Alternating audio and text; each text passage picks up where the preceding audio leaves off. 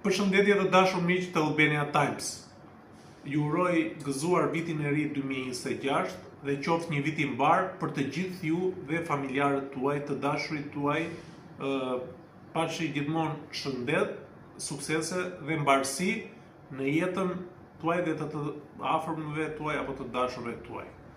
Ne sot do të fillojmë emisionin e parë për vitin 2026, Pyet avokatin, ku ky është një emision i cili është ndërtuar në bazë të pyetjeve të cilat mund të keni ju lidhur me problematika të ndryshme ligjore, juridike, të natyrës administrative, të natyrës civile, të natyrës familjare, të natyrës penale, në mënyrë që të keni një lloj orientimi lidhur me veprimet tuaja, paqërsitë tuaja, apo problematika të cilat mundet t'ju kenë dalë gjatë gjithë veprimtarisë suaj, funksionit tuaj në punë, marrëdhënieve tuaja familjare, pra një problemesh të cilat të gjithë ne përballemi lidhur me veprimtarinë tonë, punën tonë, jetën tonë, dashur pa dashur kemi çështje të cilat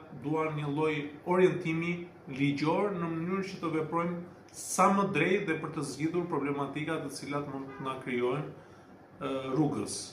Pra, ky emision zhvillohet nëpërmjet pyetjeve tuaja. Pra, ju duhet të na drejtoni pyetjet të cilat mund të keni të natyrës të gjitha fushave ligjore në mënyrë që të merrni orientimin. Në numrin e celularit +355 69 27 37 706 në mesazh ose nëpërmjet WhatsAppit mund të na shkruani rreth problematikës që ju keni. Pra, edhe një herë, numri i celularit është +355 69 27 37 706. Kjo është për të gjithë bashk adhetarët apo bashk qytetarët tanë, gjithë shqiptarët të cilët ndodhen jashtë vendit, pra mund të jenë emigrant, mund të jetojnë për një periudhë të shkurtër apo të gjatë jashtë shtetit, mund të jenë student, duhet të përdorni gjithmonë prefiksin për të na drejtuar pyetjet apo paqartësitë tuaja, ndërsa për qytetarët e tjerë, cilët jetojnë në vendin tonë, numri i celularit është i njëjtë, po duhet të vendoset, pra hiqet prefikset dhe vendoset një 0 përpara, 069 27 37 706. Pra, ju duhet të shkruani në WhatsApp ose në mesazhet e këtij numri celulari. Pa u ndërkohë, ne do të fillojmë me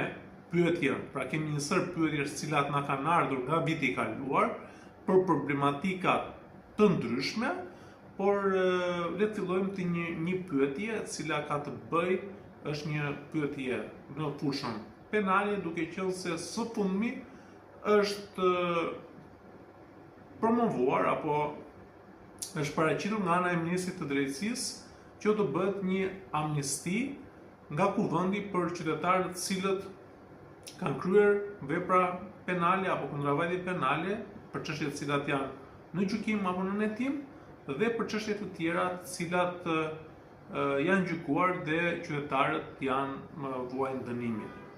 Atëherë pa u ndërkohë, le të fillojmë me pyetjen e kësaj fushe.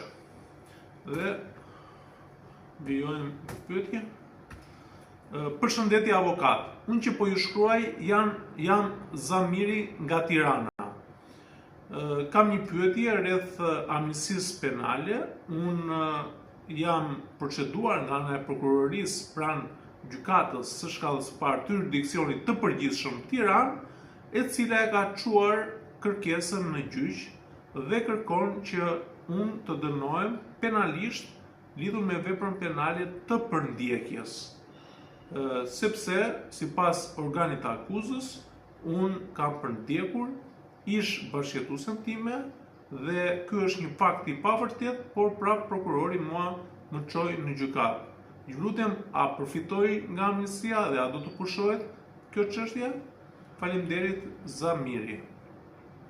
Përshëndetje Zamir, atëre ne nuk kemi parë një projekt ligj apo një ligj të amnistisë, por me atë çfarë tha Ministri i Drejtësisë, ai u shpreh që ne do të qëndrojmë të njëjtit projekt ligj apo të njëjtit ligj i cili është miratuar në vitin 2024 nga Kuvendi i Republikës së Shqipërisë me përjashtim të heqjes procedimit vepra penale të cilat ka të bëjnë me tubimin e palishëm. Pra, me përjashtim të kësaj vepre penale, ndërsa pjesa tjetër do të jetë e njëjtë apo copy-paste. Nëse ne i referohemi projekt ligjit apo ligjit i cili është miratuar në vitin 2024 nga Kuvendi i Republikës së Shqipërisë lidhur me amnistinë, ligjin për dhënien e amnistisë, atëherë kjo është një vepër penale e cila nuk parashkruhet. Pra vepra penale e përndjekjes nuk parashkruhet, ndonse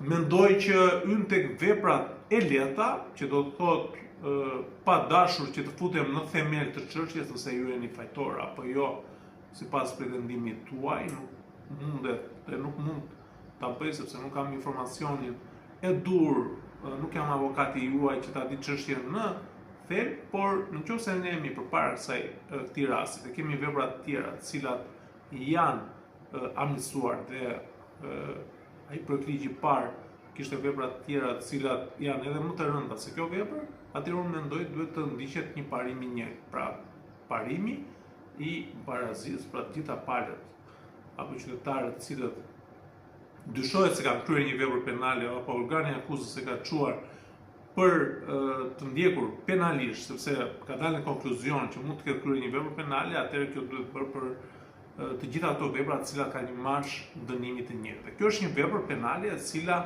e ka marzhin e dënimit maksimal deri në 3 vite e burg. Pra, kështu që mendoj dhe duhet reflektuar mirë dhe nuk duhet të nxitojë kuvendi lidhur me miratimin e ligjit për amnistinë. Pra duhet të jetë një ligj gjithëpërfshirës që të përfshijë të gjitha ato kategoritë të cilat kanë kryer një vepër penale, janë dënuar, kanë marrë vendim në formës së plot, apo ato të cilat janë në hetim, apo çështje të cilat janë çuar nga organi akuzës. Megjithatë, ne duhet presim projekt ligjin konkret nga ana e kuvendit, duhet presim vendimarrjen e kuvendit dhe pastaj të jemi të qartë lidhur me parashikimin konkret. Por deri tani ne nuk kemi asgjë ligjore dhe nuk mundet që juve t'ju ndërpres hovin apo në sakt të pres krahët në thonjza lidhur me mospasjen e një parashikimi të tillë. Ne duhet presim deri në momentin që do të miratohet ligji. Deri në këto momente nuk kemi një informacion të saktë. Ju falenderoj shumë që keni shkruar në numrin tim të celularit dhe për çdo paqartësi jeni i ftuar që të kontaktoni më njëherë në këtë numër. Ju falenderoj shumë për pyetjen dhe për informacionin e kërkuar nga ana juaj. Atëherë të dashur miq të Albania Times, po i vjen rubrikës së sotme fundi dhe lidhur me këtë pyetje dhe sqarim nga ana ime për Zamirin nga Tirana, lidhur me paqartësinë e tij, dhe ju ftoj që të shkruani në mesazhin e telefonit ose në